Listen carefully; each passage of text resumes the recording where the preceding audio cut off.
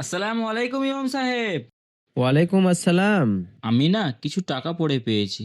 বলেন তো এগুলো নিয়ে কি করা যায়? আরে কি বলেন? চলেন তাহলে দুজন মিলে বাজারে গিয়ে কিছু ভালো মন্দ খাওয়া যাক। আরে কি যে বলেন ইমাম সাহেব, পড়ে পাওয়া টাকা কি আর খাওয়া যায় নাকি? আরে কিসমত ভাই, আমি তোমার সঙ্গে মজা করছিলাম। তাহলে বলুন, আপনি কত টাকা পেয়েছেন? এই যে 1480 টাকা হবে। এই যে আপনি একটা কাজ ভুল করে ফেললেন। কখনো কোনো সময় টাকা পেলে এর অ্যামাউন্টটা কারোর সঙ্গে শেয়ার করবেন না। যদি শেয়ার করেন, যদি দূর থেকে কেউ যদি শুনে নেয়, তো যে কেউ এসে তো মালিকানা দাবি করতে পারে, তাই না?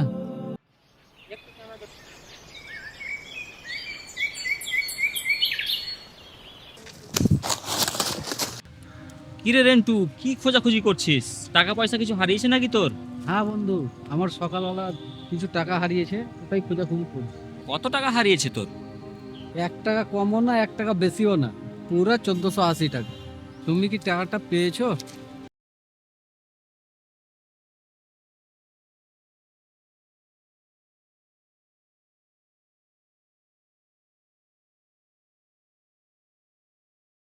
$1480? কত কত টাকার নোট ছিল? দুটা 500 টাকার নোট, দুটা 200 টাকার নোট, একটা 50 টাকার নোট, একটা 20 টাকার নোট, একটা 10 টাকার নোট। না রে দোস্ত, আমার জানা মতে এরকম টাকা কেউ পায়নি। জানা থাকলে কেউ যদি পেয়ে থাকে আমি তোকে জানাবো। দোস্ত, সকালে যে টাকাটা পেয়েছো, কয় টাকার নোট ছিল? আমি যে টাকাটা পেয়েছি তুই জানলি কি করে?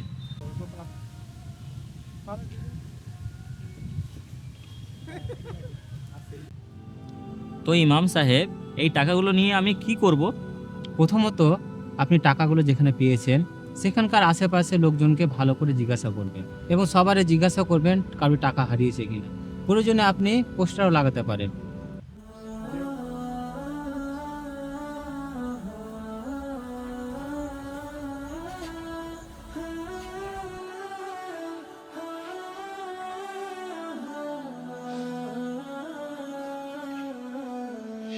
কি অসীম ভাই, কি খোঁজাখুঁজি করছো?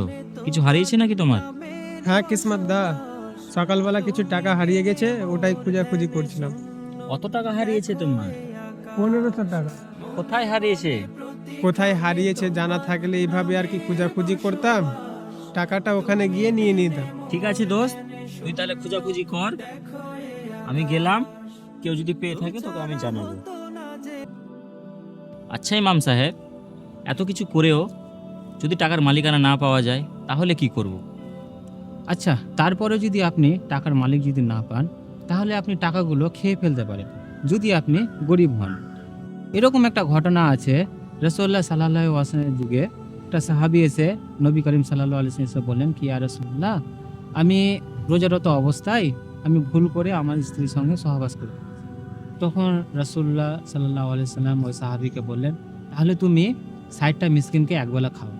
তখন ওই সাহাবী বললেন কি ইয়া রাসূলুল্লাহ, আমি এতটা অবস্থা ভালো নেই যে কি আমি 60টা মিসকিনকে একবেলা খাওয়াতে পারবো।